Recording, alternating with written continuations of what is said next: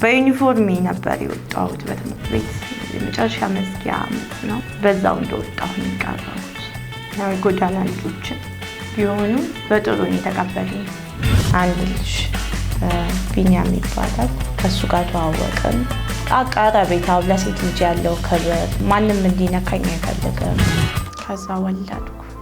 ደስ የሚለው ነገር በሰዓቱ ለኔ በጣም እግዚአብሔር ያክብራቸው በጣም ማለት ይንከባከቡኝ ነበር። እዛም ቦታ ሆኜ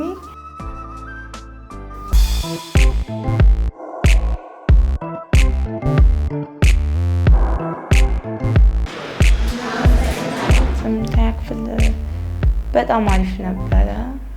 ያው ሚኒስትሪ በዛ ሰዓት የሚወሰድበት ሁሉም ተማሪ የሚጓጓበት ጊዜ ነው። በሰዓቱ በጣም ጥሩና ጎበዝ ተማሪ ነበርኩኝ። ያው በትምህርት ክፍለ ጊዜ በትምህርት ቤት ውስጥ ከብዙ ተማሪዎች ጋር ትግባባለህ፣ ትተዋወቃለህ።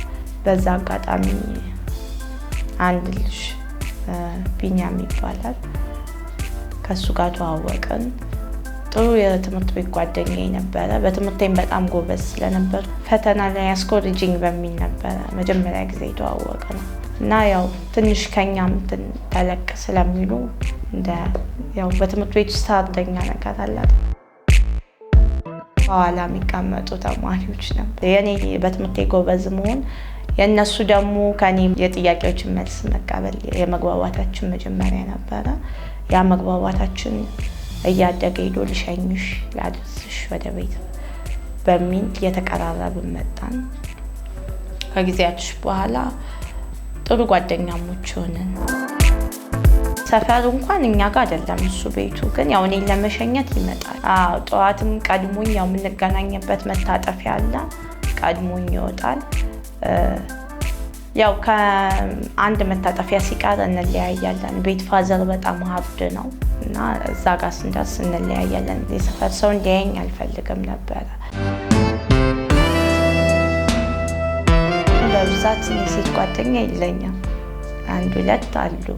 ያው ከሱ ጋር መሄድ መምጣት ስጀምር ከነሱ ጋር ያለኝ ነገር ትምህርት ቤት ውስጥ ብቻ ነው የምገናኘው በአብዛኛው ጊዜ እና እናወራለን። ብዙ ማለት ከትምህርት ቤት የሆነ እረፍት ሰዓት ወይ በጊዜ ከወጣ ምናምን ሻይ ቡና እንላለን ምናምን።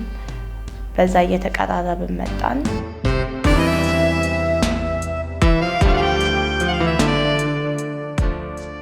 ከዛ ፈተና ደረሰ፣ ወሰድን ሚኒስትሪ ፈተና። ጥሩ ውጤት ነበረኝ፣ በጣም አለፍኩኝ። እሱ ውጤት አልመጣለትም ነበር በሰዓቱ፣ አቋረጠ። ከዛ ሃይ ስኩል 9 ገባሁ። ለእኔ ሲል ይመጣ ነበር ትምህርት ቤት። ክረምት ላይም ያው ቤተክርስቲያን ምናምን እያልኩኝ እወጣለሁ፣ አገኘው ነበረ። ከዛ የፍቅር ጥያቄ አቀረበልኝ። ያው በሰዓቱ እኔ ወደ ትምህርቴ ነበረ በጣም ማደላው፣ ግን ተቀበልኩት። አብረን ሆነን ያው እንገናኛለን፣ ሻይ ቡና እንላለን ምናምን። አንዳንድ ቦታዎች ይወስደኛል።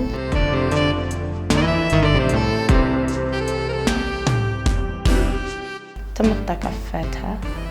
ትምህርት ሲከፈት 9 ላይ ያው ፍቅር ይገለበጣል ማለት ሳይመጣ ሲቀር ቅር ይለኝ ነበረ በጣም።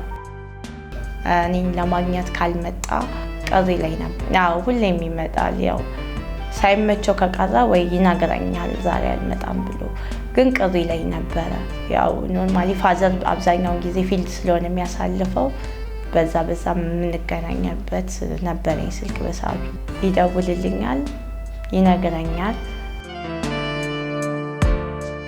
ከዛ ያው ፍቅር ስንገባ እየቆየ ሲሄድ ጓደኝነታችን ፍቅራችን እየጠነከረ ሲሄድ ኢቭን ትምህርቴን ትቼ በትምህርት ሰዓት እሱን ለማግኘት ሁሉ ወጣ ነበር። እሱ ከመጣ አውጣለሁ፣ በየትኛውም ሰዓት እሄዳለሁ፣ አገኘዋለሁ ምናምን።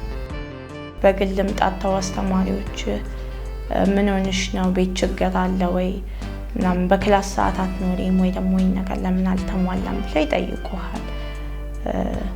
አይ ያው ብዙ ምክንያት ትፈጥራለህ ተማሪ የሆነ ብዙ ውሸቶችን ትፈጥራለህ። ወይ ቤት ችግር አጋጥሞኝ ነው ቤተሰብ ጋር ምናምን መማር አልቻልኩም፣ ያው ብቻ ብዙ ምክንያቶችን ትፈጥራለህ።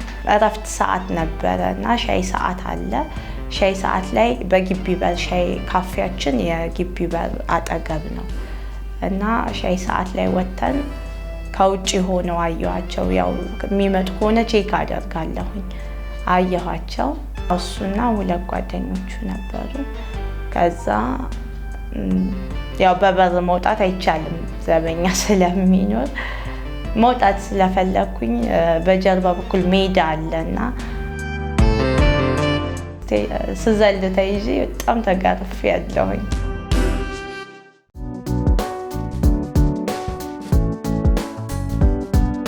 ፍቅር ከባድ ነው። መጀመሪያ ላይ ትምህርቴን በደንብ መከታተል አልቻልኩም። በትምህርቴ ሰዓት ወደዛ ነው የምሄደው፣ ወይ ደግሞ ትምህርት ቤት ብዬ ወጣና ትምህርቴን እሱ ጋር ነው የምሄደው። ልጅም ብሆን ያው ለቤቱ የመጀመሪያ ልጅም ስለሆንኩኝ በትምህርቴም ያው ጎበዝ እንደሆንኩኝ ምናምን ነው ቤት ውስጥ የሚታወቀው እንጂ በእንደዚህ አይነት መልኩ አልጠረጠርም። ፋዘር አብዛኛውን ጊዜ ፊልድ ነው ስራው። ማዘር ትናገራለች አታጠኝም ምናምን ስትለኝ አጠናለሁ። አንዳንዴም ቅዳሜ ቀን ምናምን ጠዋት ላይ ላይብራሪ ብዬ እወጣለሁ። ደብተር ይዤ ላይብራሪ ልገባ ነው ብዬ እወጣለሁኝ እና ያው በዛ ሰዓት ታጠናለች የሚለውን ነገር ነው የምታስበው።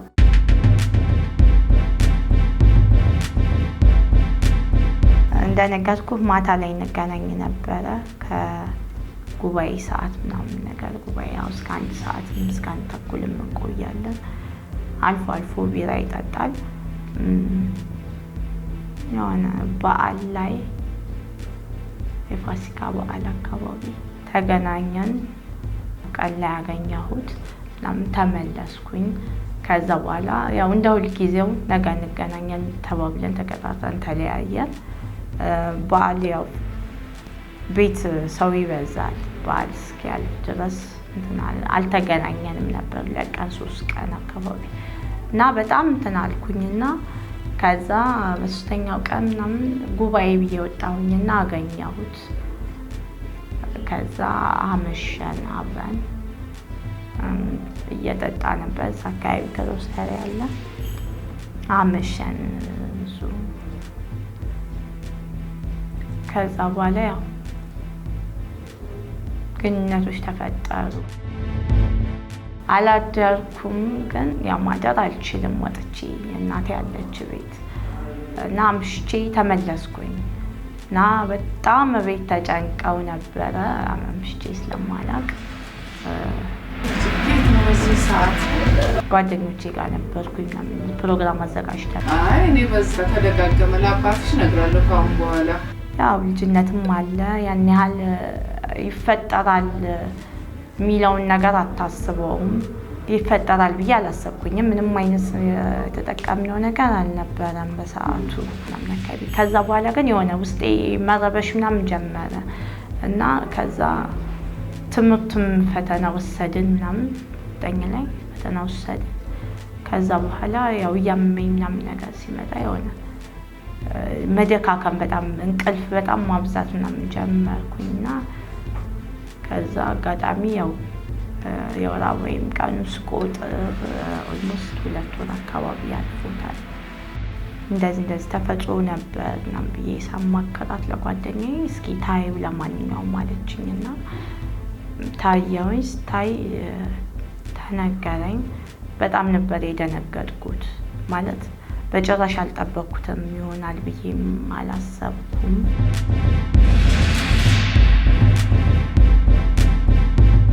ፈርቼ ነበረ።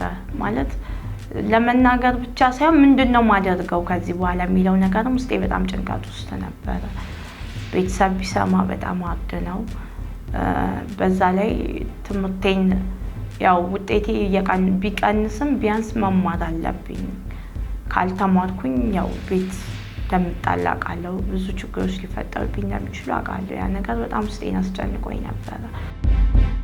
ጠራሁትና በቃ ማግኘት እንደምፈልግ ያገኘው እንደምፈልግ ነገርኩት። ምላጭ ያለው ገመድ ምናምን አዘጋጅቼ ነው የህንዱ አክተር ያደረገውን ማድረግ አልቻልኩም። ያው ኖርማሊ እሱም እንደሌላ ጊዜ እሺ ያለ መጣ። ከዛ ነገርኩት። ደነገጠ እሱም መጀመሪያ ላይ ስነግረውና ግን ኦልሞስት በቃ እሱ እንደዚህ ይፈጠራል የሚለውን ነገር አላሰበም ማለት ነው። እና ቤተሰብ ጋር ነው እሱም ያለው። አልፈለገም ማለት ለመቀበልም ይከብዳል መሰለኝ፣ ከብዶት ነበረ። ይሁን ለማለትም አይሁን ለማለትም ከብዶት ነበረ በሰዓቱ ማለት ነው። እና በቃ እንደፈለግሽ አድርጊ አይነት ነገር ነው ተናግሮ ሄደው። የሆነ ይመስለኛል ከሱ የሆነም አልመሰለውም መሰለኝ። እና እንደፈለግሽ አድርጊ አይነት ነገር ነው መልስ ሰጥቶ ሄደው። እኔ ደግሞ ያንን መልስ አልጠበኩኝም። የማውቀው ነገር የለም፣ ማማከረው ሰው የለኝም በሰዓቱ። ያለችኝ ያቺ አንድ ጓደኛዬ ናት። የማውቀው ሰው አልነበረኝም። ያው ቀኑም እየሄደ ነበረ። በቃ በጭንቀት ውስጥ ሆኜ ቤት ለመናገርም ፈራሁ። ያለኝ ብቸኛ አማራጭ በቃ ትምህርቴን ትቼ መውጣት ነው ከቤት። የታየኝ በሰዓቱ ያ ነው። ማስወረድ ምናምን የሚባለውን ነገር ያው ህይወቴ ቢያልፍስ የሚለውን ነገር ፈራሁ። ሁለተኛ ነገር ደግሞ ቤተሰብ ቢሰማ ከዛ የበለጠ ነገር ነው የሚፈጠረው። እና በቃ ማንም ሳይሰማ ከዛ አካባቢ መራቅን የፈለኩት።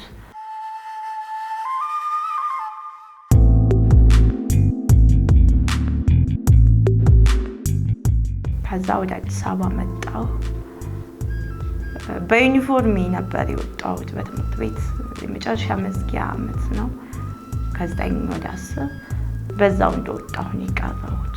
አዲስ አበባን ማለት አልፎ አልፎ አክስት ስላለችኝ ስለምመጣ አውቀዋለሁ ማለት ሁሉ ያው በአብዛኛው ቢሆን አንዳንድ ቦታዎችን አውቃለሁኝ። እና እንደመጣሁ ግን ያው ብዙ መሄድም አልተጠበቀብኝም። መናኸሪያ አካባቢ ብዙ ደላላ ቤቶች አሰሪና ሰራተኛ እናገናኛለን የሚሉ ከውስጥ ቱታ ለብሻለሁ፣ ከላይ ዩኒፎርም ነው። ሄድኩኝ፣ ልብስ አልያዝኩም እና ነገርኩት ለደላላው ማለት ስራ መግባት እፈልጋለሁ ምናምን። ልብስ የለሽም ምናምን አለኝ። አይ የለኝም፣ በቃ ለጊዜው ችግር የለውም ምንም ይሁን እሰራለሁ። ምን ትችያለሽ አለኝ። ምንም የምችለው ስራ የለም በሰዓቱ። ያው የቤት ውስጥ ስራዎችን ነው የምችለው ምናምን ነገር አልኩት። ሙያ ምናምን የለኝም፣ መስተንግዶ ምናምን አይነት ስራዎችን ለመስራት ያው ልምድ ያስፈልግሃል። አልችልም እኔ። ከዛ ሰው ቤት አናገረልኝ ስልክ ደውሎ ምናምን። ሳመጣችን ሴትዮ እዛ ወሰደችኝ። ሄድኩኝ። ቤቷ ትልቅ ነው፣ ግቢ ነው። ስራው በእኔ አቅም ብቻ የሚያልቅ ነገር አልነበረም በሰዓቱ። ማለት የቤት ውስጥ ስራዎች ኢቨን ጽዳትም ይሁን የቤት ውስጥ ወጥ መስራት፣ ማብሰል፣ ምግብ ማብሰል አለ። በሳምንትም ልብስ ማጠብ አለ። ብቻ ስራ ይበዛል። እረፍት የለኝም ነበረ ምንም። እና በምንቀሳቀስ ሰዓት ደግሞ ያመኛል፣ እረፍት ስለማላገኝ ያመኛል። ያ ሳያንስ ሴትዮዋ ደግሞ በጣም ማለት ሀብተኛ ናት። ይሄ ለምን አልሆነም፣ ይሄ ወጥታ ስትመልስ የሆነ ነገር ሳይሟላ ከጠበቃት በጣም ትጨቃጨቃለች ምናምን። ከበደኝ፣ መስራት አልቻልኩም። እና በጣም የደከመኝ ሲመጣ በቃ ሸኝኝ አልኳት። እኔ አልቻልኩም ምናምን ነገር አልኳት። ወጣው ከዛ ቤት ተመልሼ ልጁ ጋር ሄድኩኝ፣ ደላላው ጋር። ከዛ ስራ በጣም እየበዛብኝ ነው፣ አልችልም። ትንሽ ደሞዙም ቀንሶም ቢሆን ስራም ቀንስ፣ የማይበዛበት ቦታ አስገባኝ፣ ቤተሰብ የማይበዛበት ቤት ምናምን ነገር አልኩት። ሌላ ቦታ ገባሁ። የገባሁበት ቤት እናትና ልጅ ናቸው። አንድ ወንድ ልጅ አለ ጎረምሳ፣ እና እናትየዋ ትንሽ እድሜያቸው ጠና ያሉ ናቸው፣ ደከም ያሉ ናቸው። ስራ አይበዛም። ያው ከዛኛው ቤት ይሻላል። ቤተሰብም ብዙ አይደለም፣ የሚሰራውም ነገር ያን ያህል አይከብድም። ሴትዮዋም ደህና ናት። እዚህኛው ቤት እየሰራው ግን በቃ ሆዴን መደበቅ አልቻልኩም። ልጁም ደግሞ ጎረምሳ ነው፣ ያስቸግረኝ ነበረ። የሆነ በሚመጣ ሰዓት ወይ እናትየዋ ገብታ በምተኛ ሰዓት ወይ በሌለች ሰዓት ደግሞ ያስቸግረኝ ነበር። ማለት ሊደፍረኝ ብዙ ጊዜ ሙከራ ያደርግ ነበረ። እንዲህ በቃ ይፈታተነኛል እዛ ቤት ውስጥ በነበርኩበት ሰዓት። በኋላ ላይ ከሱ ጋር የሆነ ቀን ላይ እዛ ቤት እየሰራን ግብ በምንፈጥርበት ሰዓት አየው ሆዴ ማለት ሲጫነኝ እንዲህ ሲይዘኝ አየው ሆዴ። ነፍሰ ጡር ነሽ እንዴ ምናምን ነገር አለኝ ሲለኝ አዎ አልኩት። ከዛ ታዲያ እንደዚህ ሆነሽ እንዴት ትሰሪያለሽ ምናምን ነገር ሰው ቤት ለምን ትሰሪያለሽ ምናምን ነገር ያንቺን ዲቃላ እዚህ ልናሳድግ ነው እንደኛ ምናምን ብሎ በጣም ተናገረኝ። ከዛ ለእናቱም ነገራት። 1 ወር እንደሰራሁ ነው መስራት አልቻልኩም በጣም። ለደላላውም ነገረው ምናምን እንደዚህ አይነት ሰው እንዴት ታመጣለህ ምናምን አለው። ደላላው አላወቀም ነበር መጀመሪያ ላይ። እዛ እንደዚህ ሆነሽ ነው እንዴ ያለኝ።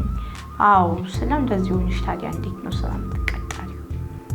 እንደዚህ ሆነሽ እኮ መስራት አትችይም በቃ እና ከወለድሽ በኋላ ምናምን ከሆነ ነው እንጂ እንደዚህ ሆነሽ እኔ ስራ አላስገባሽም አለኝ። የሚሄድበት ዘመድ የለኝም፣ የማውቀው ሰው የለም። እጄ ላይ የተወሰነ ገንዘብ ነበረ ትንሽ።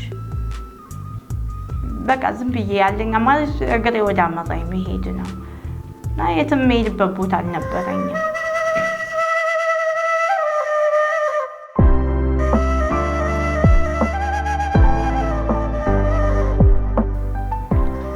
እንደዚህ ድልድይ ስር ምናምን የሚተኙ ልጆች ነበሩ። ወደ እነሱ ጋር ሄድኩኝ። ምክንያቱም በሰዓቱ መሄድበት ቦታ የለኝም። ስራም ተቀጥሬ መስራት አልችልም። 6 ወር ሆኖኛል። ከዛ በላይ መስራት አልችልም። ወዲም አስታውቋል። ከዛ እነሱ ጋር ሄድኩኝ። ደስ የሚለው ነገር በጥሩ ነው የተቀበሉኝ። ማለት እንደ ሌሎቹ እንትን አላሉኝም። የጎዳና ልጆችን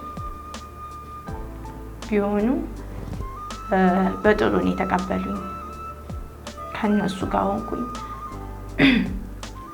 ኤላስቲክ ቤት ሰርተው፣ ግማሾቹ ደግሞ እንደዚሁ ሜዳ ላይ፣ ግማሾቹ አንዳንዶቹ ደግሞ ኤላስቲክ ቤት አዘጋጅተው ምናምን ነው የሚኖሩት። እነሱ እየኖሩ አይደል እንዴ እኔም እኖራለሁ። በቃ ቢያንስ ወልጄ ከዛ በኋላ መስራት እስከምችል ድረስ እዚህ ቦታ በቃ እነሱ እየኖሩ ነው። ስለዚህ ያን ነገር መቋቋም አለብኝ። በቃ መኖር ካለብኝ እኖራለሁ። እነሱ ጋር ሆንኩኝ። እጄ ላይ የነበረውን ነገር በቃ ማለት የሚያስፈልገውን ነገር እዛ ጋር ለምንበላውም ለምንጠጣውም ሰጠኋቸው። እጄ ላይ ያለው ይሄ ነው ብዬ ከዛ በቃ አታስቢ እግዚአብሔር እስካለ ድረስ እንኖራለን ምናምን ነገር አሉኝ። ሌላ የምጠጋበት ሰው ስለሌለኝ እነሱ ጋር ተጠጋሁ። እግዚአብሔር ይስጣቸው። ያው በጥሩ ነው የተቀበሉኝ። አብሬያቸው ሆንኩኝ። ያው ቦታው ጥሩ ባይሆንም አማራጭ ከሌላ የምታደርገው ነገር አይኖርም። እዛው ቆየሁኝ ቀኔ እስከሚደርስ ድረስ እስከ መውለጃዬ ድረስ።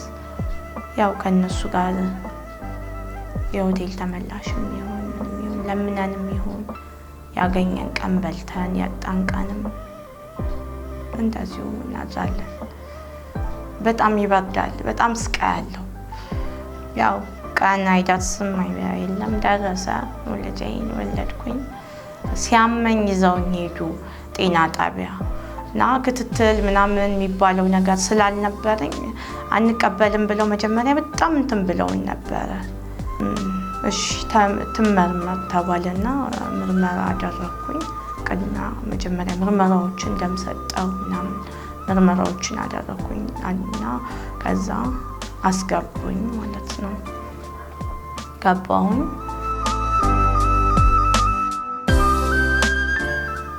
ከዛ ወለድኩ።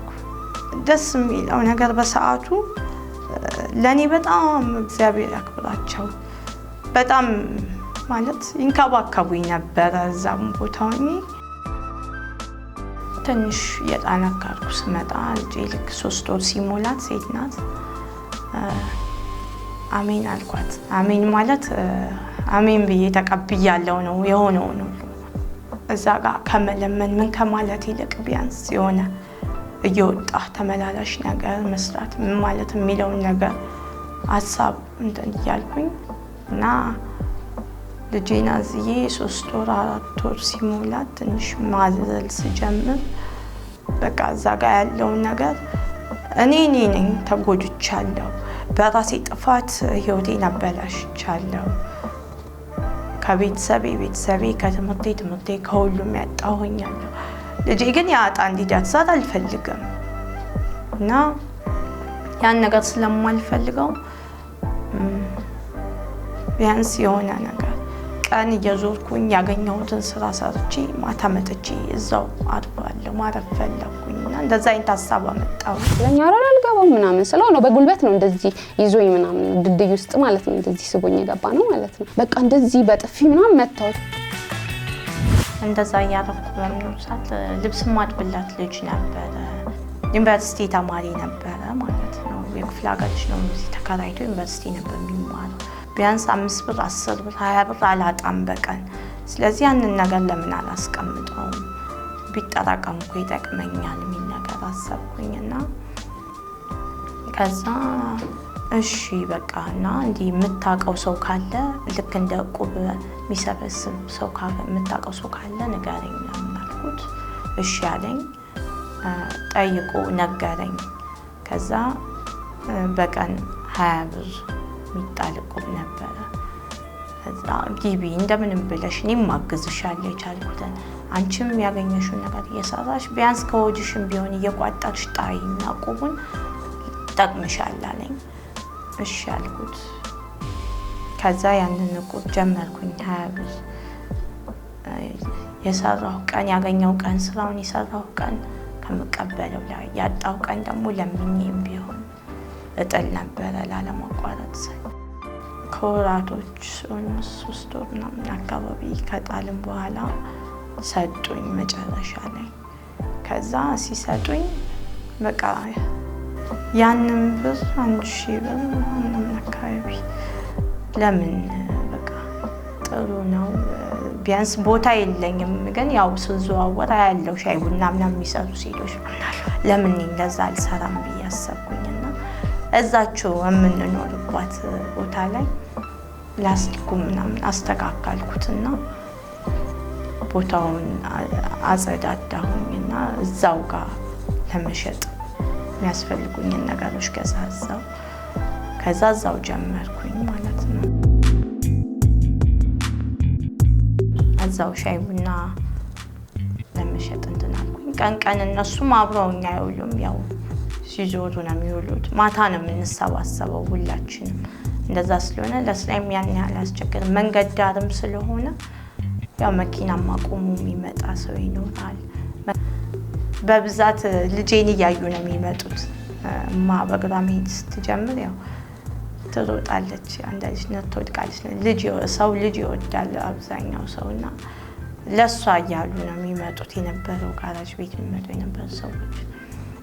ከዛ ያው ይሰጡኛል፣ ሳንቲም ይሰጡኛል፣ ይጠቀማሉ፣ ለልጅሽም ይሉኛል። መርዳት ጀመር። ያ ነገር እኔን አጠነከረኝ ማግኘቴ። በቃ ስቃዩ ምንም እንዳለ ቢሆንም ቢያንስ ከትላንት ዛሬ የተሻለ ነኝ፣ አሁን እሻላለሁ፣ ቢያንስ ጥሩ ነገር አለ። ያንን ነገር እየሰራሁ ቆየሁ። በመሀል እዛ የሚመጣ አንድ ሰው ተዋወቅኩኝ። ማለት የቡና ከስተመሬ ነው። ምሳ ሰዓት ይመጣል ከስራ ሲወጣ። መጀመሪያ ጊዜ ተዋወቅነው ጋራጅ ሲመጣ ነበረ። ከዛ ተዋወቅን። ምሳ ሰዓት ሲወጣ ሁሌ ይመጣል። ከስተመር ሆነን ከአሜን ጋርም ከማማ ጋርም ተግባቡ በጣም ምናምን። ይመጣል፣ ያጫውታታል፣ የምትፈልገውን ነገር ገዝቶላት ይሄዳል። ምናምን የሚያስፈልግሽ ነገር ምናምን ያለ ይጠይቀኛል። አይ ምንም የለም እላለሁ፣ ምክንያቱም ውስጤ እምነት የለም። ሊቀርበኝ ይፈልጋል በጣም ማለት ነው። እኔ ደግሞ መራቅ ነው የምፈልገው። ከዛ ከኔ ጋር መቀራረብ ያልሆንለት ሲል ከማማ ጋር ተቀራረቡ።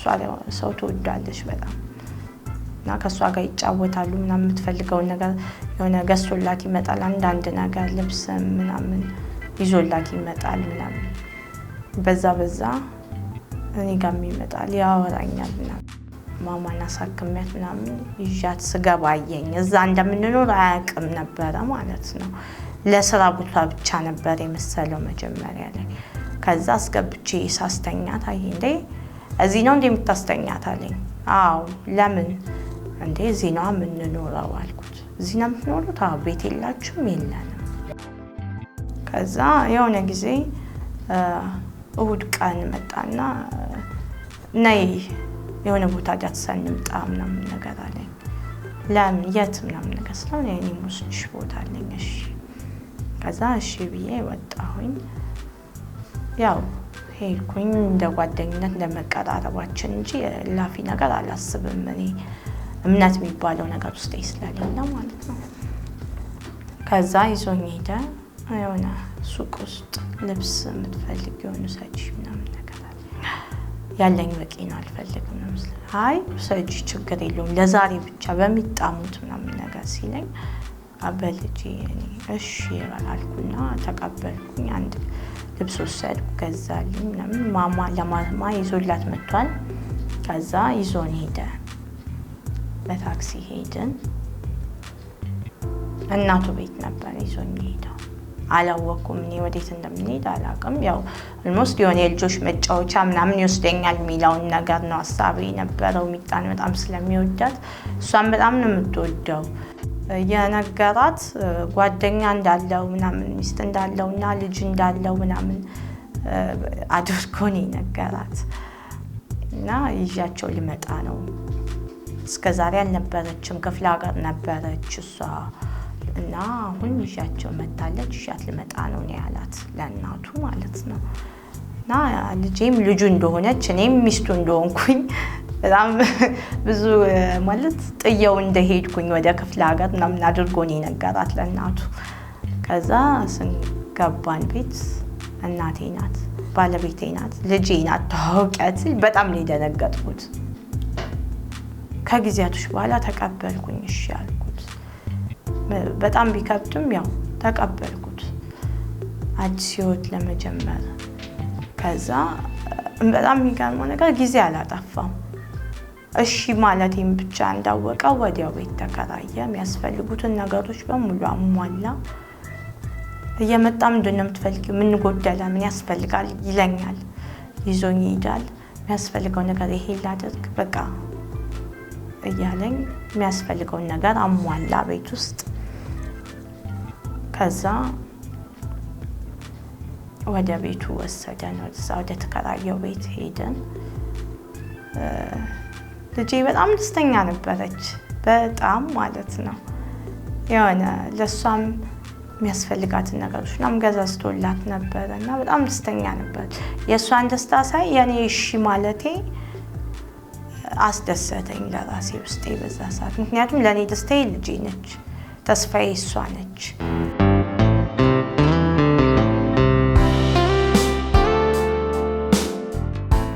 ኑሮ ደስ ይላል በጣም ማለት ሁሉም ሰው አንድ አይደለም እውነት ነው በጣም ጥሩ ነው ጥሩነቱ ከምንም በላይ ለልጄ ያለው ፍቅር እንደ አባት ሆኖ ነው ያሳደጋት almost አብረን መኖር ጀመርን አሁን ወደ 4 አመት አካባቢ ልጄ አድጋለች አሁን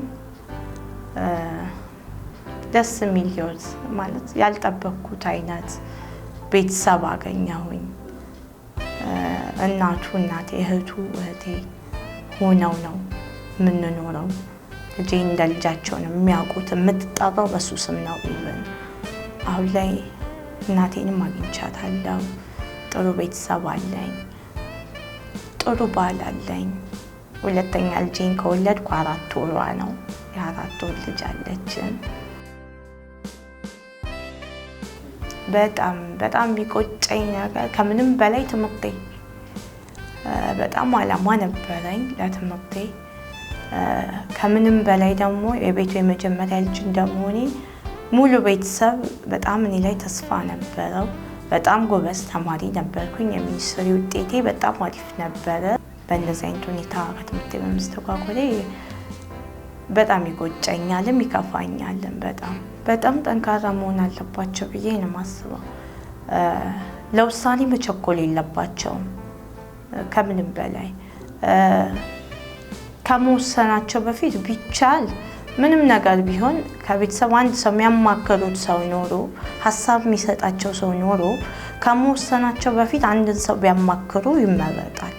እኔ እንደዛ ነው የማስበው። እኔ በሰዓቱ የማማከረው ሰው ቢኖረኝ ኖሮ እንደዚህ ግልጽ የምነግረው አንድ ሰው ቢኖረኝ ኖሮ እንደዚህ ሆናለሁ ብዬ ይሄ ነገር ይገጥመኛል ብዬ አላስብም ነበር። ቤተሰቦቼ በጣም ነው የምወዳችሁ፣ በጣም ነው የማከብራችሁ።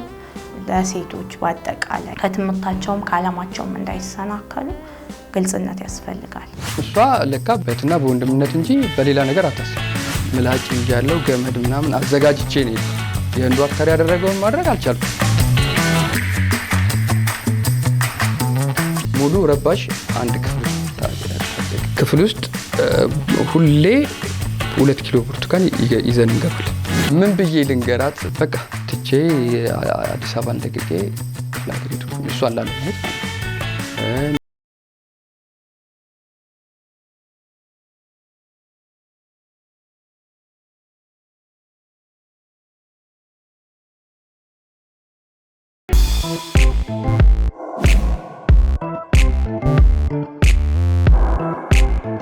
ወደ ሃይስኩል ስገባ 3 ጓደኛሞች ነበርን።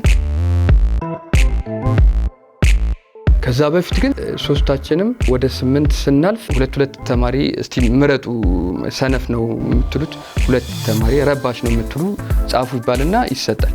ከዛ ውስጥ የኔም ስም አለ፣ የዮሐንስ አለ፣ ይደረጋቸዋል እና ሶስታችንም 8ኛ ኢ ተብሎ አንድ ክፍል ይፈጠራል። ከዛ ሙሉ ረባሽ አንድ ክፍል ውስጥ ታጨቅ። እዛ ውስጥ የሚፈጠረውን ታሪክ አስብ።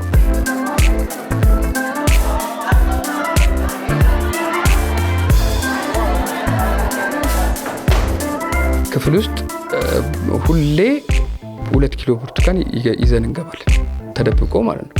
የዛ ሰዓት ብርቱካን እንበላለን ምናምን። ከዛ በኋላ ደግሞ ወርቃማ መንገድ የምትባል መዝለያ አለች፣ እንደዚህ የሆነች ክፍት ነገር ናት። እሷ እንወጣለን። አንኮበር የሚባል ድንጋይ እዛ እንወጣለን፣ ትምህርታችንን ትተን ማለት ነው።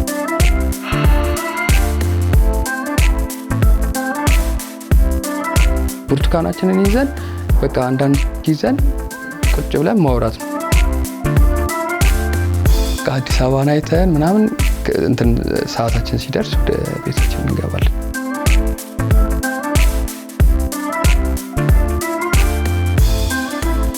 ኃይለኛ አስተማሪዎች በነበሩበት ሰዓት ወርቁ ዳዲ የሚባል አለ አስተማሪ፣ ገነት አለች። እነዛ ባሉ ሰዓት ነው እንግዲህ እኛ እንደዛ ነበር። ዮሐንስ አንድ ቀለም አለ ዮሐንስ የሚባል፣ ያ ዮሐንስ ከዚህኛው ነው የሰረቀው። በእጅ ጽሑፍ ይሁን በምን ይሄኛው በልጦት ጎበዙ 5ኛ ወጣ፣ ዮሐንስ 4ኛ ወጣ፣ ሰነፉ ማለት ነው። ከዛ መጥቶ እንደውም በሁለተኛው ነው ማለት ከ1 እስከ 5 የወጣችሁ ነው ወደዚህ አለ። ከዛ ዮሐንስ ብድግ አለ። ብድግ ሲል አንተ ስንተኛ ነው የወጣው? 5ኛ ነው የወጣው ምናምን አሉ። ሁላችንም 8ኛ ነው የወጣው። ጅሪ እንዴት 5 ያልተጣቻ ካንተ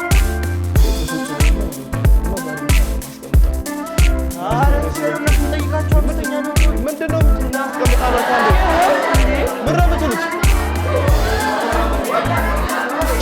ከዛ ኧረ መቀመጥ አለበት ብለን ቀወጥን። ለምን መልስ የሚሰጠን እሱ ነው። ግዴታ እነሱ ጋር ሄዶ ቀለሞቹ ጋር መቀመጥ አለበት። ስለዚህ ሁሉም እራሱ ጎበዝ ተማሪ ነው፣ አበድን። ከዛ አይቻልም ማለት አይቻልም፣ እሱን አላስቀምጠውም ማለት ካስቀመጥኩትም እኔ ጋር ይቀመጣል አለና ፊት ለፊት አደረገው።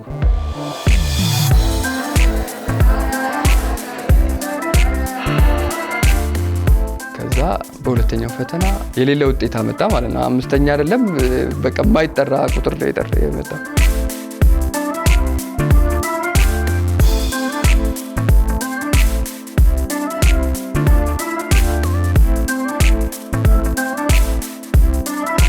ዮሐንስ የማያደርገው ነገር የለም። ከአስተማሪ ጋር ሲጣላ ናውጣ ይሩጣ። እኔ ግን የተቀጣሁበት ቲያትር ቲቸር ገነት ቲያትር ልታሰራኝ ህብረትን ትምህርት ነው ጂኦግራፊን ይሁን ትቼ ሙዚቃ ትምህርት ጋር ሄጄ ቲያትር ስሰራ የጂኦግራፊ አስተማሪ አግኝቶኝ እስክሪብቶ አጥቆላልፎ ያደረገኝ በጣም አረሰው።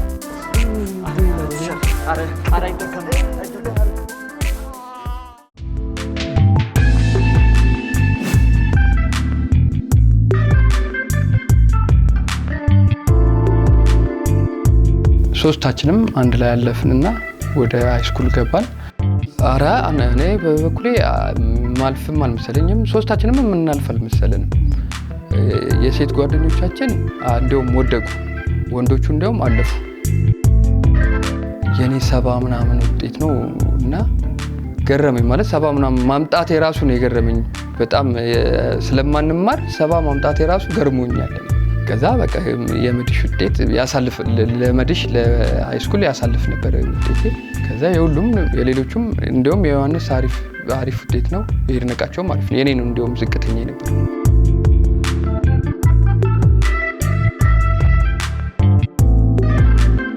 ሃይስኩል እንደገባን ሶስታችንም የተዘበራረቀ ክላስ ደረሰን። ጓደኝነታችን ራሱ የዛ ሰዓት ላይ 9ኛ ክፍል ላይ ተለያየንና ሶስታችንም የራሳችን ግሩፕ ውስጥ ገባን። በዛ ሰዓት እኔ ከሴቶች ጓደኞቼ ጋር ነው የምውለው። ውሎዬም በቃ አብረን የምንቀመጠው አብሬ ከሴቶች ጋር ነው። ከዛ 9 ስገባ እቺ ያልኩ ኤስ የተባለችዋ እሷም 9 ላይ ተገናኘን ማለት ነው። ሰፈር ላይ አያት ነበረ።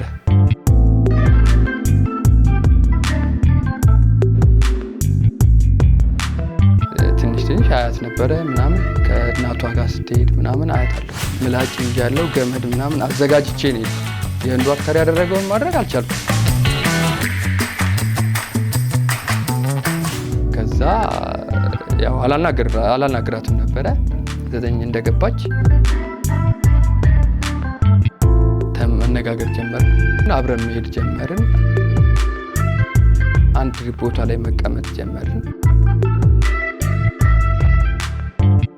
አንድ ክበብ ውስጥ እንገባለን። እዛው 9ኛ ክፍል ውስጥ አትናገሪኝ እየነገርኩሽ ነው፣ ምንም እንዳት የመድሽ ፍሪ የሚል ክበብ ነበረ።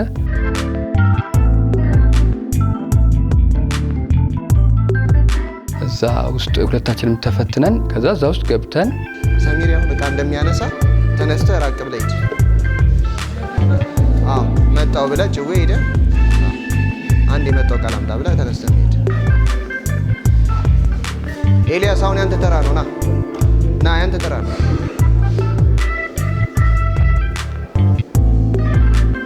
አሁን አንተ ስለ ሰሚር ኔጌቲቭ ነገር ነግራት እንዲለያዩ ማድረግ ነው ያንተ ሀሳብ።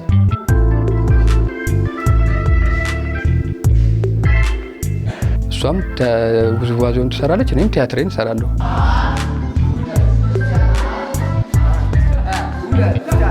እያየሽው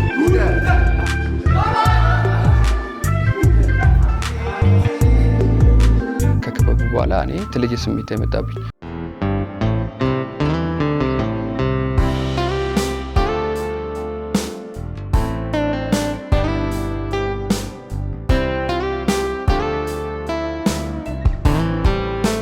ልብሷን ስታውልቅ እኔን የምታሳየኝ ነገር ለሴቶች የማታሳየውን ነገር ለእኔ ታሳየኛለች። ተመልካቾች ሳይገቡ ሲቀር የምንጫወታቸው ጨዋታዎች አሉ።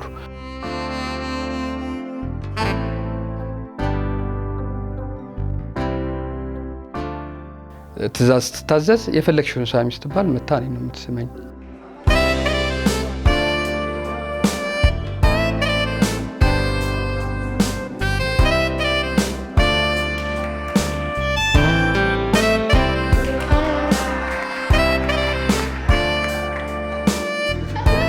ከሌላ ሰው ጋር ከሴቶች ጋር አትቀመጥም፣ ከኔ ጋር ነው የምትቀመጠው። ክበብ ውስጥም ቢሆን ክላስም ቢሆን የምታሳያቸው ነገሮች እንዳለ ለየት ያሉ ነገሮች ነው ለእኔ ማለት ነው።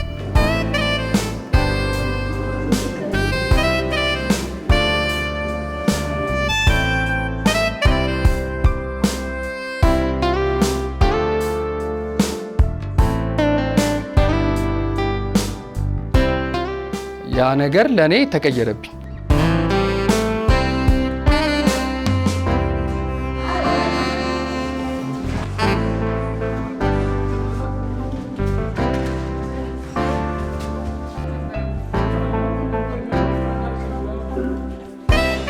አቀራረባችን በጣም የተለየ ነውና እሷ አንዳንድ እኔ አሁን የማልጽፋቸውን ነገሮች እሷ ደብተሬን ይዛልኝ እየሄደች ትጽፍልኛለች።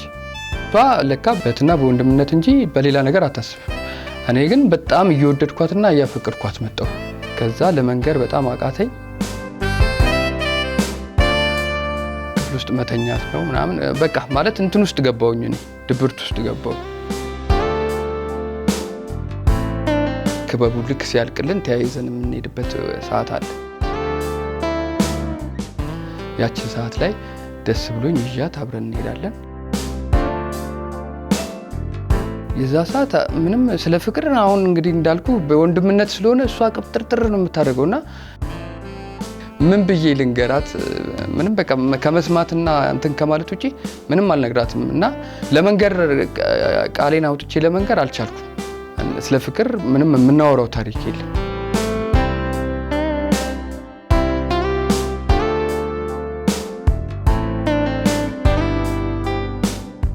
ለመንገር በጣም ከበደኝና የሚያፈቅርሽ ሰው አለ አልኳት። የመጀመሪያ ቀን ማን ነው አለችኝ።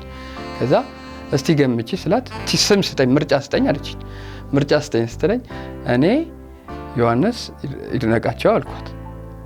ከዛ አንተ አትሆንም አለች። ቅስሜ ስሰፍረው አንተ አትሆንም ዮሐንስ፣ ኧረ ዮሐንስም በወንድምነት ነው ይድነቃቸው ድንገት ምናምን ብላ እንዲህ ስትለኙላ እኔ የበለጠ እየተጎዳው ለመንገር ጭራሽ ይሄን ነገር ስትናገረኝ ለመንገር ጭራሽ እየፈራው መጣሁ።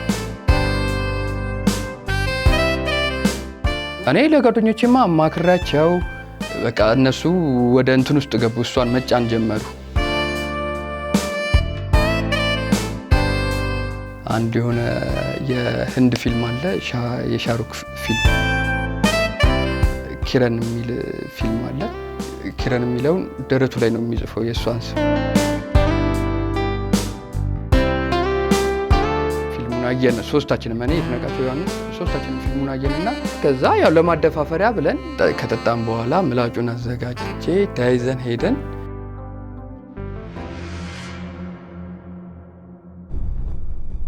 አንኳኩቼ አስጠርቻት ምላጭ ይዣለሁ ገመድ ምናምን አዘጋጅቼ ነው የሄድኩት የልጅቷን ስም ለመጻፍ ማለት ነው። እንደመጣች የህንዱ አክተር ያደረገውን ማድረግ አልቻልኩም። ጥር 11 የጥምቀት ዕለት ነው። በቃ በአቅሜ እኔ ነኝ ማፈቅርሽ ብዬ ነው ዝም ብዬ እቺኛዋ ምልክት ጥር 11 ብዬ ምልክት ሰጠሁት።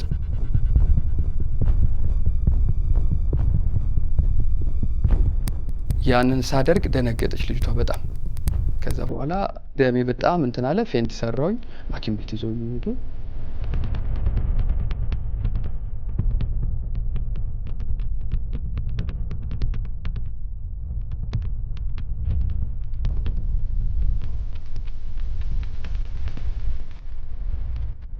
ከዛ ዶክተሩ እንደዚህ አፍቅሮ ምናምን ሲሎት በጣም ተናደደ።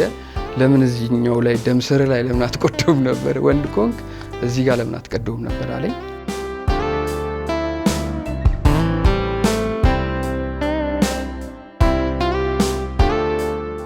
በቃ ማለት ደነገጠችም።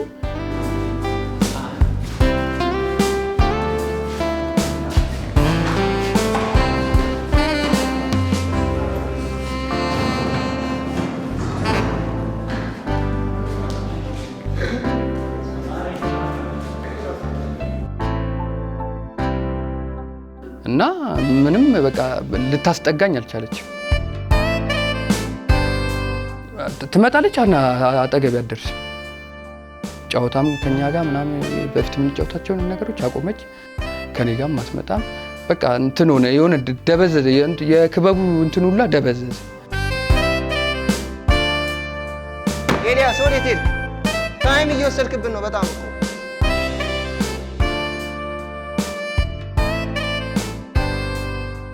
ሁሉም ጭንቀት ሆነ። የኔና የእሷ ነገር አስጨነቃቸው።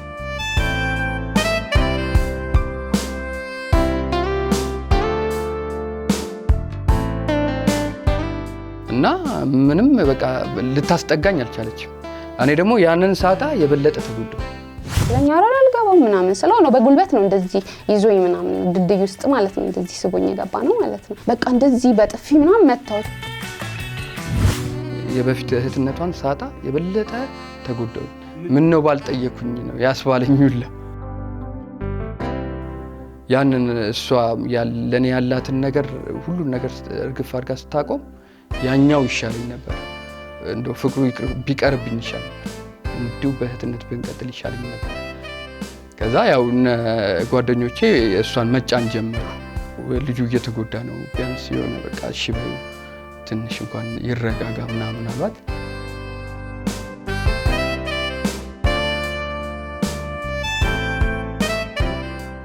ግዴታ አሰልጣኙ ገብቶ ቅረቢው ተባለች እና አናግሪው መሆን አለበት ግዴታ ተባለ። ከዛ እሺ ብላ ቀረበችኝ።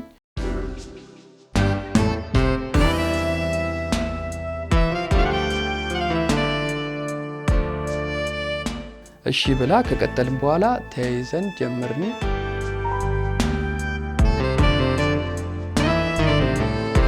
በቃ ፍቅረኛሞች የሚያደርጉትን ጫካ ውስጥ ይዞ መሄድ ምናምን ነገር ማለት ነው።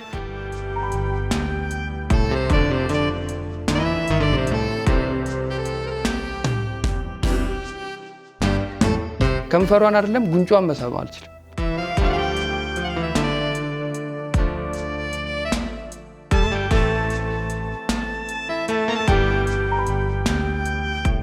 በጣም ከመሳሳት የተነሳ ማለት ነው። አልቀርብ በቃ በጣም ነው መሳሳላት። ከማቀፍ ውጪ ምንም ነገር አላደረጋትም።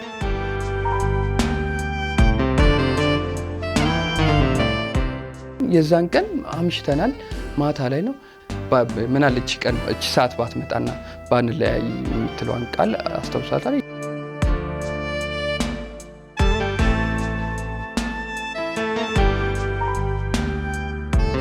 ከዛ በኋላ ከሆነ ጊዜ በኋላ አንድ ወር ሲሆነ አቆመች ከኔ ጋር ግንኙነት። ከዛ ምን ሆነች ነው ምናምን ለአንድ ወር እኮ ነው ትንሽ ተንፈስ አድርጊው ትንሽ ይረጋጋ ብላችሁ አይደል እንዴ ያስገባችሁ፣ ስለዚህ ለአንድ ወር ብዬ ነው የቀረብኩት አለች። ያንን ስትል ከዛኛው ጋር ተማታብኝ። እኔ ገብቷል። እዛ ጋር የተናገረችው ንግግር ግራ የሚያጋባ ነው እና እዚህ ጋር ደግሞ እንዲህ ስትል እኔ በቃ የማይሆን ነገር ውስጥ ከክለብ ወጣው፣ ትምህርቴንም አቆምኩ። በቃ ትቼ አዲስ አበባን ለቅቄ ክፍለ ሀገር ሄድኩ። እሷን ላለማየት ማለት ነው። ክበቡን ትቼ ከአርት ህይወት ወጣሁና ሌላ ስራ ጀመርኩኝ ማለት ነው። ቤቱ ከማዘር ሁላ ጋር አስተዋውቂያታለሁ። በቃ ማለት ለማዘር አስረዳዋትና ላስተዋውቅሽ ምናምን ስላት እሺ አለች።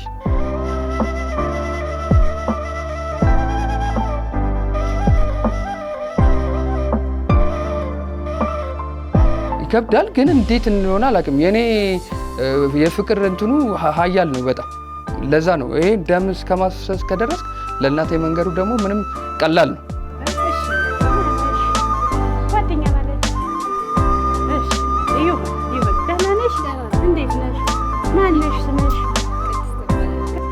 እሷ ደግሞ በጣም ትጓጓልኝ ነበር ለእኔና ለጓደኞቼ ትነግራቸዋለች። ሴት ጓደኛ የለውም ምናምን ስለምትል ላስተዋውቅሽ፣ አዎ ላስተዋውቀኝ ስትል ይዣት ነበር። ለጓደኞቼ ትጠይቃቸዋለች። የለውም እንደ ጓደኛ ምናምን እያለች ስለምትጠይቅ ጓደኛ ላስተዋውቅሽ እሺ ያለችን ቀን ነው ይዣት የመጣሁት ማለት ነው። ከዛ እሺ አምጥቷት በሆነ ጊዜ በወሩ የወር ፍቅር ነው ይበቃዋል አለች።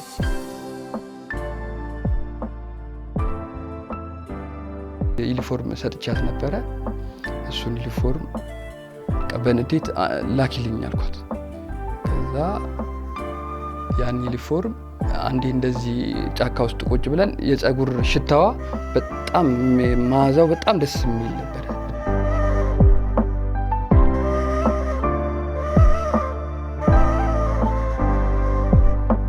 በጣም ደስ የሚል የፀጉር መዓዛ ሽታ ነበረውና የፀጉር ሽታሽ መዓዛው በጣም ደስ ይላል ምናምን ብያት ነበር።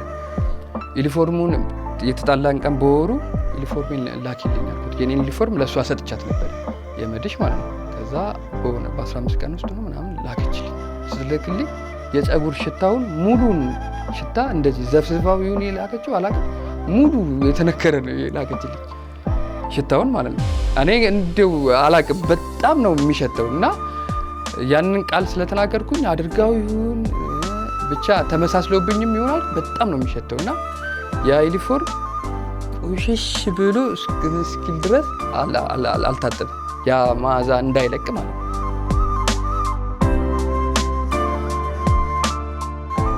ከዛ በኋላ ያው በፌስቡክ አገኛታለሁ።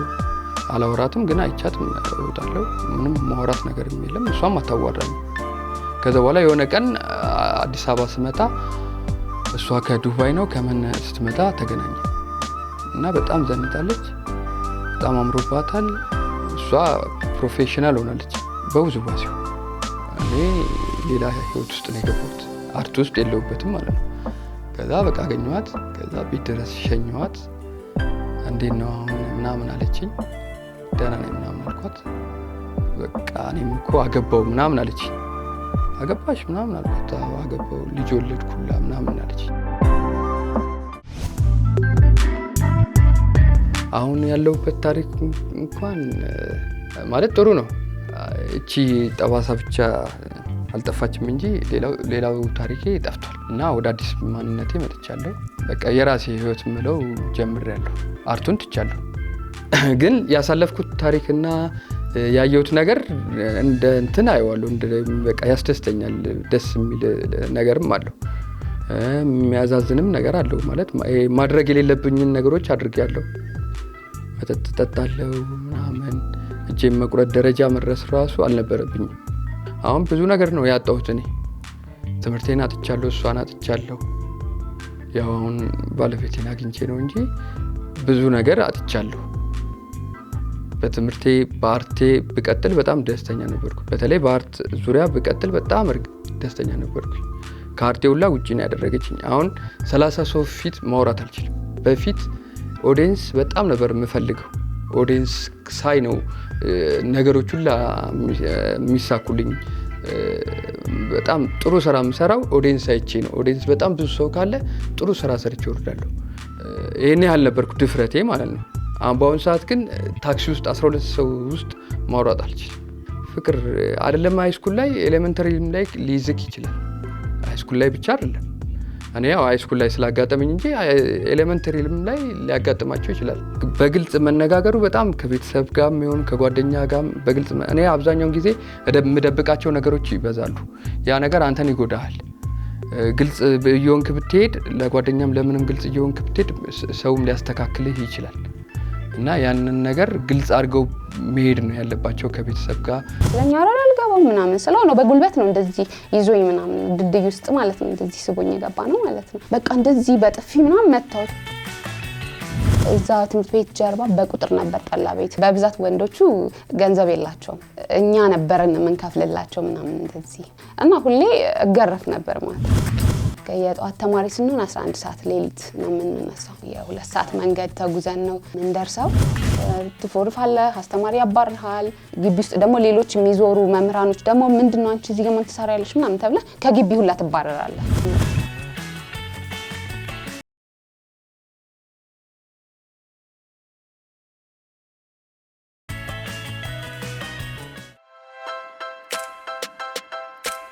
ሳራ መለሰ እባላለሁ። ትምህርት ቤት ሳለሁ ፕሮግራም ላይ የትምህርት ቤት ታሪኬን ላካፍላችሁ ቀርቤያለሁ። እስከ ፕሮግራሙ ፍጻሜ ድረስ አብራችሁ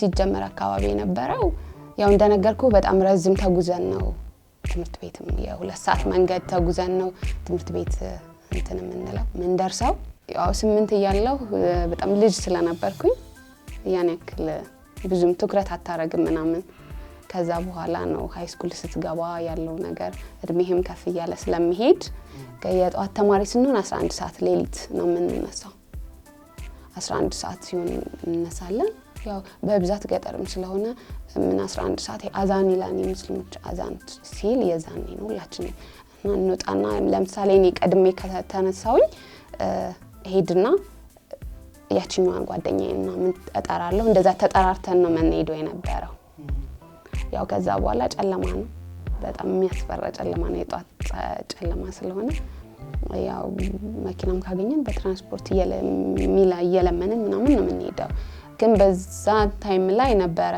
ያው ስትሄድ ጎረምሶቹንም ያው ምናምን ነገር ያስቸግሩሃል ምናምን ጨለማ ነው ትሄዳለህ መተው ምናምን ነገር ከኋላ የሆነ ያቅፉሃል ምናምን በዛ ዘመን እንዲ አቅፈህ እንዲ ማቀፍ ራሱ በጣም ትልቅ እንትን ነው እና እንደዛ ስለሚሆን ያው እየፈራን ተጠራርተን ሴቶች እንደዚህ ተጠባብቀን ምናምን እንደዚህ ተቃቅፈህ እጅ ለእጅ ምናምን ነው የምትሄደው ምናምንና ዋሻ አለ መሃል ላይ ያው አጭር ዋሻ አለ እዛ ጋር ስንገባ ደግሞ ወንዶቹ ተደርድረው ይተኛሉና አናያቸውም በጣም ጨለማ ነው እንዲህ አይነን ቢወግኩም አይታይም ከዛ እንወድቃለን እግራችንን እንትን ይሉንና ያው ይነኩናል እንወድቃለን ከዛ ስንወድቅ ያው የሚሆነውን አስበው እንደዛ ይሆናል ከዛ ያለቀስን ምናምን ብቻ እንወጣለን ከዛ መሃል መልካም ልጅም ስለሚኖር እጅህን ይዞ ምናምን ትወጣለህ ምናምን ልብሳችን ዩኒፎርማችን ይቆሽሻል ምናምን ከዛ እንደዛ ያያለን ያው እንሄዳለን ትምህርት ቤት እንደርሳለን አንዳንዴም ያው ሰዓት ሳይደርስ እንደርሳለን አንዳንዴ ረፍዶብን አትገቡም እንባልበት ሰዓትም ሊኖር ይችላል አትገቡም ማለት ይታወቃል ሩቅ እንደሆነ አው አይ ሩቅ እንደሆነ እዛ ጋር ያሉትኝ ጥበቃዎች እንዴት ያውቃሉ ያው ያውቃሉ ባለባበሳችን ከተማ ካሉት ልጆችና የኛ ምናምን ይለያል ያባራ ሆነን ምናምን ነው እንደርሰው ያም ቢሆንም ግን ያው የትምህርት ቤቱ ህግና ደንብ እስከሆነ ድረስ አያስገቡህም ያ በሚፈጠርበት ጊዜ በብዛት ትምህርት ቤት ጀርባ ላይ ጠላ ቤቶች ምናምን አሉ መቆያ አይደለ ጫካ አለ እዛ ጋር ምናምን እንቆያለን ያው በሰዓቱኛ ሴቶች አንጠጣም እድሜያችንም ልጅ ስለሚሆንም ያው ተሰክራለህ ብለህ ታስባለህም ብዙ ያው ጠላም ደግሞ ብዙ ይደፈራ አይደለም ለሴት ልጅ እነሱ ናቸው የሚጣጡት ግን እዛ ጋር እኛ በብዛት ወንዶቹ ገንዘብ የላቸውም እኛ ነበርን መንከፍልላቸው ምናምን እንደዚህ ከየት አመጡ ነበር ማለት ያው ለትራንስፖርት ምናምን እየተባልክ ያው ከአንድ ቤተሰብ ይሻል የለ ያው ከአንዳችን ስለምንሻል ለምሳሌ አሁን ቁርስሽን በይ ምናምን እየተባልክ የሆነ ብር ትሰጣለህ ወይ ስትመጪ በመኪና በትራንስፖርት ነይ ምናምን ተብለህ ትሰጣለህ እና የዛኔ እኔ በትራንስፖርት እናቴ ውጪ ነበር የነበረችውና ለትራንስፖርት እኔ በእግሬ ነው የተማርኩትና እሷ በእግሯ እንዳትል ምናምን ያለች ትልክ ነበር እና በዛን ታይም እሰጣለሁኝ ስሰጥ በትራንስፖርት ሄጄ አላቅም እና በብዛት የከሳት ተማሪ ሲሆን ደግሞ ማለት ነው ይመሻል 11 ሰዓት አይደለም የምትወጣ ከትምህርት ቤት እና አንድ ተኩል ምናምን ነው የምደርሰው እና ሁሌ እገረፍ ነበር ማታ ለምንድነው ብር ተሰጥቶሽ የለ እንዴ በትራንስፖርት ለምን አልመጣሽም ምናምን እንደዚህ መንገድ ላይ እንዲ ለምን ዘላዘል ነው ምናምን እየተባልክ ማለት ነው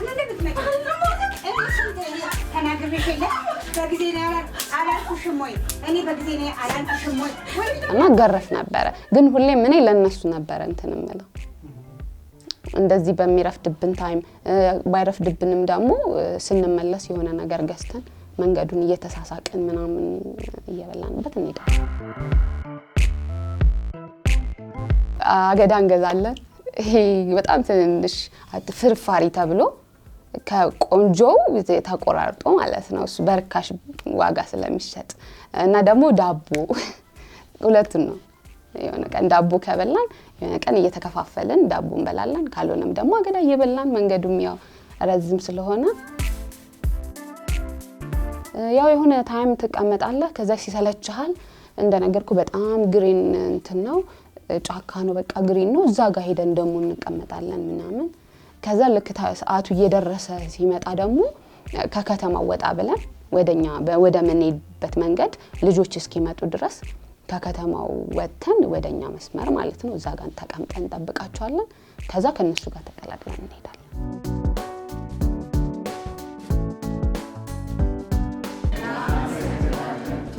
ትፎርፋለህ አስተማሪ ያባርሃል ምናምን ትወጣለህ ለተወሰነ በጣም ጊዜ ያ መምህር ሲመጣ ትወጣለህ አይፈልግህም ወይ ታርቀህ የሆነ ነገር ምናምን ካልሆነ ያው ትወጣለህ ከግቢ ደሞ ስትወጣ ግቢ ውስጥ ደሞ ሌሎች የሚዞሩ መምህራኖች ደሞ ምንድነው አንቺ እዚህ ጋር ትሰሪያለሽ ምናምን ተብለህ ከግቢ ሁላ ትባረራለህ ትወጣለህ ማለት ነው እንደዚህ አይነት ነገር አለ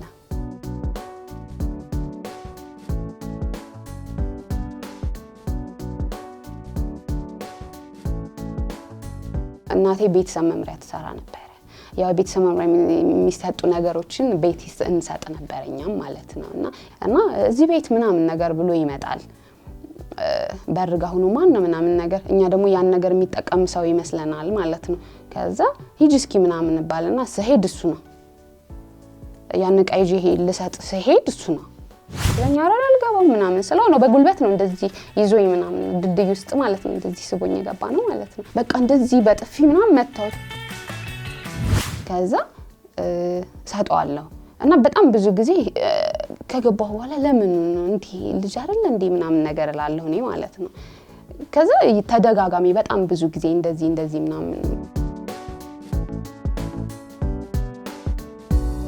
ከለታት አንድ ቀን ግን እኔ ኮይን ወስደ ፎቅ ልሰራበት አይደለም ዲስታንስን ለማየት ነው መመጣው እና ወስጄኔ ጥለዋለሁ እኮ ምናምን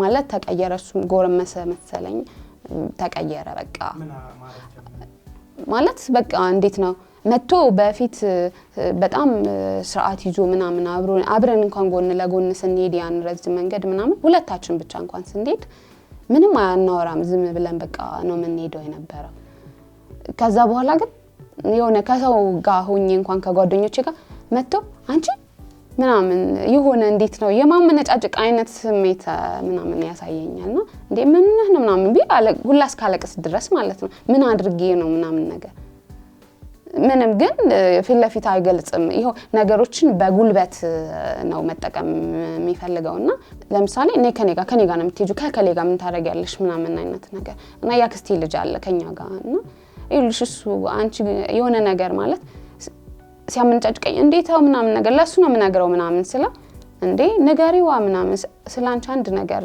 እንትን ቢለኝ እኔ እና እሱ በቃ ምናምን አይነት የሆነ እዳባደባለው አይነት ነገር ማለት ነው እንደዛ ስለሚል እኔ ደግሞ ከልጁ ጋር እንትን እንዳይሉ ስለምፈራ በቃ ከሱ ጋር መታየት አስጠላኝ ከዛ በኋላ እና ረፍት ላይ መጥቶ ነይ እንውጣ ምናምን ከበብ ምናምን ነይ ልጋብዝሽ አይነት ነገር ምናምን ሲል እንዴ አንተ ከየት አምጥተንም ጋብዘኝ ምናምን እለዋለሁ እኔ ደግሞ ከዛ እንደዛ ስለዋራ ባክሽ ምናምን ብቻ የሆነ ምንጭቅጭቅ አይነት ነገር ሲያረጋኝ እኔም ጠላሁት እየጠላሁት መጣው ማለት ነው ከዛ በኋላ በቃ ባገኘው አጋጣሚ ያው እኔን እንትን ማድረግ ነው የሚፈልገው ባገኘው አጋጣሚ የሆነ ነገሮችን ተጠቅሞ እኔን እንትን ለማለት ማለት ነው እንደዛ የሚያስብ ስለሚመስለኝ እፈራለሁ ከዛ በኋላ አዎ በቃ ማለት አለቅሽም አንቺ ምን ስለሆንሽ ነው ምናምን እንደዛ እንትን ይላል ያው ጓደኞችም ይነግሩኛል ምን ይሉሻል አንቺ ልጅ በጣም ማለት ፉንቃ ይዞታል ስላንቺ ነው የሚያወራው ምናምን እንደዚህ ለምንድነው ማትረጀው አይነት አንድ ጓደኛ አለው ለኔ ጎረቤት ነንና ለምን አትረጁም ምናምን ነገር አልፋልፎም ያን ነገር ሲፈልጉ አብረው ይመጡ ነበር በፊት እና ለምን አትረጁም ምናምን ነገር ይለኛል አንተ ነኝ ትምርት የለማር ለምን ያኔ ስንማር ሴቶች ስንት ነበርን ሁለት ነበርን እና ሁሉም 8ኛ ክፍል ከደረሰ በኋላ አረብ ሀገር ነው የሚሄዱት እኛ አካባቢ ማለት ነው የተለመደ ነው 8 ከደረስክ ሚኒስትሪ ሁላ ውጤት አይቀበሉም ውጭ ነው የሚሄዱትና ከዛው ሁሉ ወንድ ሁለት ሴቶች ነን እያጨረስነው ትምርት ማለት ነው እና በቃ እንደዛ እኔ ለምንድነው እኔ ከሱ ጋር እንደዚህ ከፈለኩኝ ለምን አረብ ሀገር አልሄድም እንዴ እኔ መማር ስለምፈልግ እኮ ነው ምናምን ነገር እላለሁኝ እኔ ደግሞ እንደዚህ አልፈልግም ከሱ ጋር ምንም አይነት ግንኙነት እንዲኖረኝ አልፈልግም ደሞ እኮ አብረን አድገን የለ ወንድ እህቱ ማለት እኮ ነኝ ምናምን እንደዛ ነው ማለት ሊያግባቡ ሲጠይቁኝ ማለት ነው።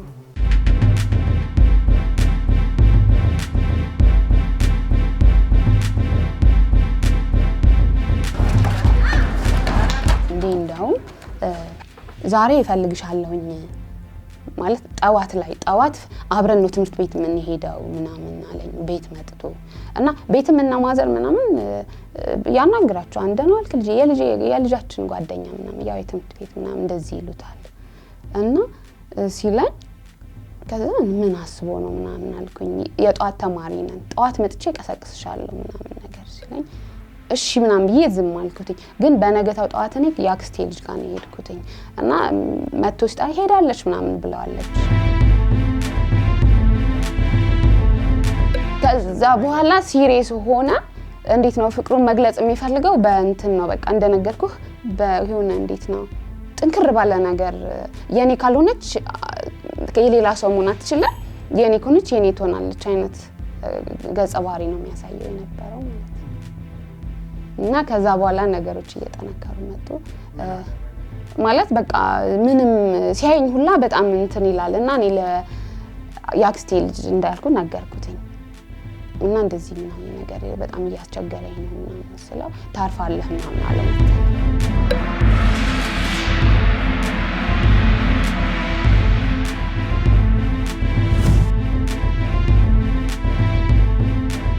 ከዛ በኋላ ያው እቺ ልጅ ቤተሰብ ጋር ከደረሰ ያው ሌላ ነገር ይመጣል ብሎ አስቦ መሰለኝ እና ልጁም ወጋሃለሁ ነው ያለው አክስቴ ልጅና እሱን ማለት ነው ወጋሃለሁኝ ይልህ ምናምን ነገር ሲለው ነው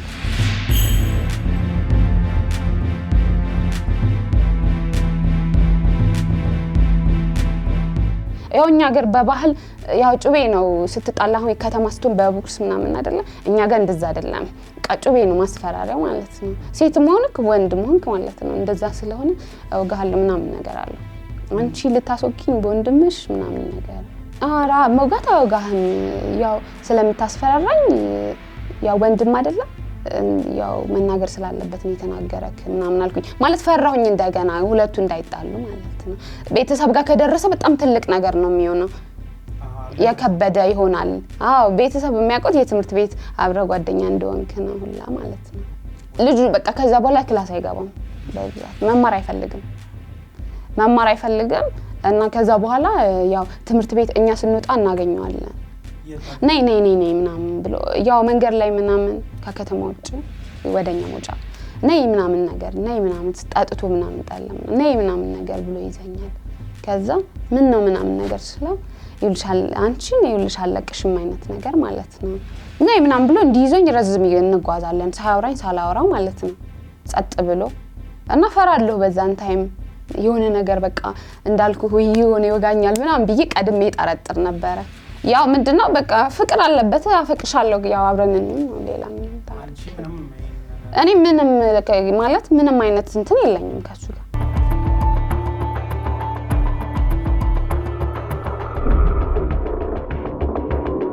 በብዛት አሁን ያኔ ያክስቴ ልጅ ጋር ስንሄድ ካገኘው ሌላ ነገር ይፈጠራል እያልኩኝ እኔ ጣዋት ያክስቴ ልጅ ሳይቀሰቀሰኝ ወጥቼ ነው የሚሄደው ትምህርት ቤት ስሄድ ወይ ትምህርት ቤት ገና ክላስ ማለት በር ሳይከፈት ይሆናል እቀመጥና ልክ በር ሲከፈት መጀመሪያ ገባለሁ አንዳንዴ ደግሞ ዘግቼ ይወጣና ያው መግባት አልችልም እቀመጣለሁ ምናምን ነገር አግኝቶኛ ቃል እንደማለች ደግሞ ታውቂያለሽ አገኝሽ ፈልጋለሁ እንደምታ ዝቶብኝ ሄዳ ግን ነይ እዛ እንገናኛለን ያው ከከተማ ውጪ ማለት ነው ያው ፈራውኝ ግን ምንም አታረግም ልትፈራ ያው ሁሌም ተመሳሳይ እንትን ስለሚሆን እና በቃ እኔ መልህ ይዞኝ ስለነበረ ሄድኩኝ ለኛ አልገባው ምናምን ስለው ነው በጉልበት ነው እንደዚህ ይዞኝ ምናምን ድድይ ውስጥ ማለት ነው እንደዚህ ስቦኝ የገባ ነው ማለት ነው በቃ እንደዚህ በጥፊ ምናምን መታው ማንንም አልጠበኩም ስወጣ ከክላስ ቀጥ ብዬ ነው ዝም ብዬ ሄድኩት አዎ በቃ ቀጥ ብዬ ሄድኩኝ እያሰብሽው አልነበረ ማለት እያሰብኩት ነው ግን እንዴት የሆነ ነገር ቢፈጠር እንኳን ብቻዬን የሚለው ነገር የለም በቃ በእልህ ውስጥም ስትገባ እንደዛ ነውና ወጥቼ ሄድኩኝ ማለት ነው እና ሰሄድ ተቀምጧል የሆነ እንደዚህ ድንጋይ ምናምን እንጨቶች ምናምን አሉ ከከተማ ውጪ የኛ ምን ሄድበት ማለት ነው እና ዘጋ ተቀምጧል ከዛ መጣሽ ምናምን ነገር ምናምን እንደዚህ ምናምን ነገር አለ አዎ መጣሁ ለምን ነበር የፈለከኝ ዝተህ አይደል እንዴ መጣሁ አይነት ነገር ስለው አይ ምንም ዛትኩብሽ እንዴ አይነት ነገር ብሎ ያው ሄድን ረዝም መንገድ ተያይዛችሁ በቃ አላወራም ጸጥ ብለን ማለት ነው አዎ ጸጥ ብለን ሄድን ከዛ የሆነ እንትን አለ እንዴት ነው መንገድ እየሄድክ እኮ የሆነ ማረፊያ ድልድይ ያለ አይደል እዛ ጋር ስንደርስ ነው እስኪ ነይና እዚህ አረፍ እንበልና እሺ ምናምን ብዬ አረፋለን ማለት ነው መንገድ ዳር አስፓልቱ በዚህና በዚህ ግንብ አለ እዛ ጋር ማለት ነው ከዛ በይ ለምንድን ነው እንደዚህ እኔን እንትን የምትይኝ እኔ እኮ ጀስት ከልጅነት ጀምሮ ስለምወድሽ ነው ምናምን ደግሞ አብሮ አደግ አይደለም ምን አደርግሻለሁ ለምንድን ነው መጥፎ ፊት የምትሰጪኝ ምናምን ነገር ያው እንደዛ ማስተባበያ ነገር አይ እኔ ስለማልፈልግ ነው እኔ ትምህርቴን መማር ስለምፈልግ ነው እንደነ ከሌ መሆን ስለማልፈልግ ነው ምናምን አልኩት ለምን ብዙ ትምህርት ቤት ሄድን ይያሉ ከኛ በፊት የነበሩትኝ ያው ብዙ ነገር ልጅ የሚያመጣሉ የሆነ ነገር ምናምን ስላለ እኔ እንደነንተና መሆን አልፈልግም እኔ መማር ነው የምፈልገው ቤተሰቦቼ እኮ ተማሪ ብለው ነው ትምህርት ቤት የሚልኩኝ እንጂ እንደዚህ አይነት ነገር ላደርግ አይደለም ምናምን ነገር አልኩት ያ ከዛ በኋላ ያው እሱ አስቦበት ምናምን ያው ነው የመጣው መሰለኝ አላውቅም እና ከዛ በኋላ እዚህ ድልድዩ ስር ገብተን ብናወራስ እዚህ ጋር ሰው ስለሚኖር የሚያልፍ ምናምን ሲለኝ ለምን ድልድዩ ውስጥ እንገባለን ምናምን ነገር አልኩት ምን አደርግሻለሁኝ ምናምን ያው በስምሽ ነው ሌላ ነገር ምን አደርግሻለሁ ምናምን ሲለኝ አረ አልገባም ምናምን ስለው ነው በጉልበት ነው እንደዚህ ይዞኝ ምናምን ድልድዩ ውስጥ ማለት ነው እንደዚህ ስቦኝ የገባ ነው ማለት ነው ከዛ በኋላ እንዴ ምን ሆነህ ነው እኔ ጮሃለሁ ምናምን አይነት ነገር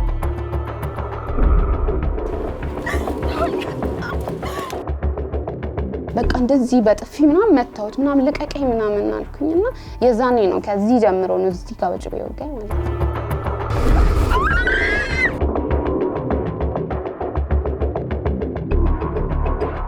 ከዛ ያ በሰዓቱ በጣም እንትን ደነገጥኩኝ እሱ ትቶኝ ነው ሄደው ማለት ደንግጧል በቃ ከወጋኝ በኋላ በጣም ደንግጧል እና ያኔ ያው ቀሚስ ነው ጉርድ ቀሚስ ነው ዩኒፎርሙ ምናምን ነገር በቃ እንደዚህ እስከነ ቀሚሱ ከዛ በቃ እኔም በጃኬት ምናምን አስሬ ደም በጣም ይደማል ምናምን በጃኬት አስሬ ምናምን ነገር ሄድኩኝ ማለት ነው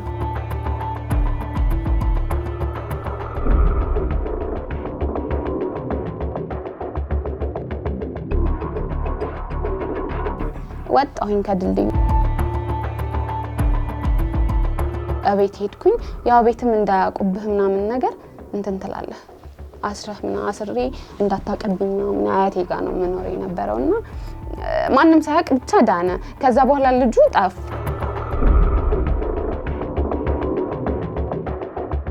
ጠፋ የለም እስቲል ነው የለም ይሙት ይዳን አይታወቅ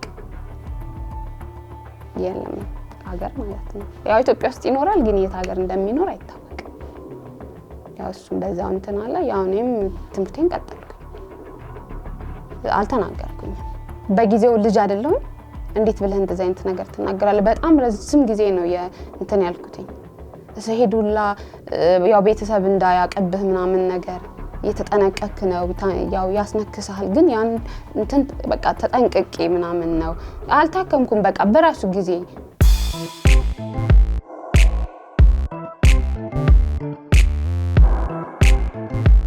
በጣም ይከብዳል ማለት እንዴት ነው እንኳን እንደዚህ አይነት ነገር ደርሶብህ በኖርማል ነገር እንኳን ሲሆን በጣም ውስጥህ ይጎዳል እና እኔ ደግሞ ያን ቁስል ደግሞ በራሴ ነው ገብቷል አይደለ በውስጥህ ይዘህ ያው የጭን ቁስል በለው በጣም ነው የሚከብደው በሰዓቱ ያለ ህክምና ምናምን ደግሞ በጣም ይከብዳል እንደዛም ሆኖ ትምህርት ቤት እንኳን አልቀርም ነበር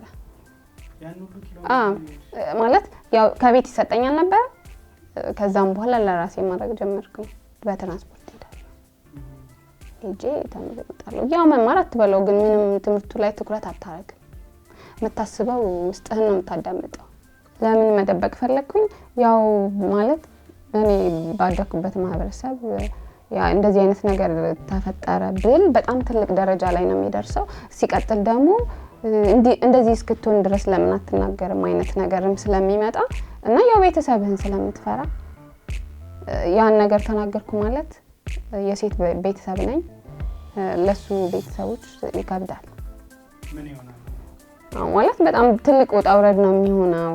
ገብቶሃል አይደለ? እንዲህ በቀላል ነገር አይፋቱም። ልጅ ኦልሬዲ የለም፣ ግን ላሉት ቤተሰቦቹ የኔ ቤተሰቦች እስከ ትልቅ ጸብ ድረስ ሊደርስ ይችላል።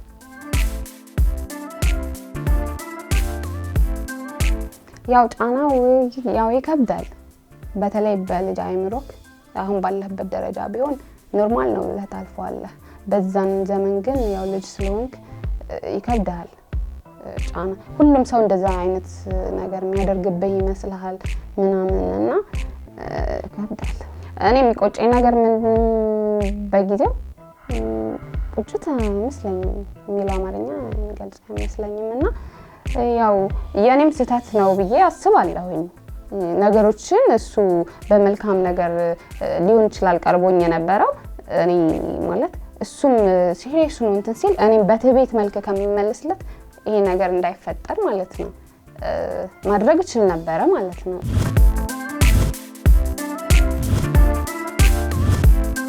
ለምን ይሄ ቁስል በውስጤ ሁሌ እስከ ወዳኛው ድረስ ውስጤ ከሚኖር ያኔ ለምን አልተረዳሁትም እላለሁ።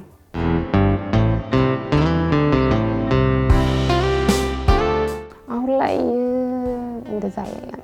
በእግራቸው ሄዶ የሚማር የለም። ነገሮች ቀለዋል። አሁን ገብቶሃል? ቀስ ብለው ቤታቸው ወጥተው ባጃጅ አለ ወዲያው በ10 ደቂቃ ደርሰው ተምረው ነው የሚመለሱት። አሁን ላይ ምንም ግንኙነት የላቸውም ፈልገው ካልሆነ በስተቀር። አሁን ላይ የለም እንደዛ አይነት ነገር። እኛ ያሳለፍነውን እንትን እነሱ በምንም ተአምር ምንም የለም። ወንዶችም እንደዛ ነበር። ያሁን እንደዛ አይደለም። ከተግባቡ ይግባባሉ እንጂ አሁን እኛ እንደተማር ነው። አሁን እኛ ድሮ እያለን ነው የምናወራው። ያን ዘመን ነው የሚመስለው ከኛ በፊት ያሉት ያው እናቶቻችንን አይነት ነገር ነው እኛ የተማርነው። የአሁኖቹ ደግሞ ከኛ በኋላ ያሉት እንደዛ የለም። ነገሮች በጣም ቀለዋል። አሁን ላይ ልዩነት አለው ስለ ትምህርት ቤቱን ቀርቧል። ያን እኛ ይሄን እንደተማርንበት አይርቅም። ሲቀጥል ደግሞ አሁን ላይ ያሉት ይመስለኛል በአስተሳሰብም ከኛ የሆነ የተለየ ነገር ያላቸው ይመስለኛል።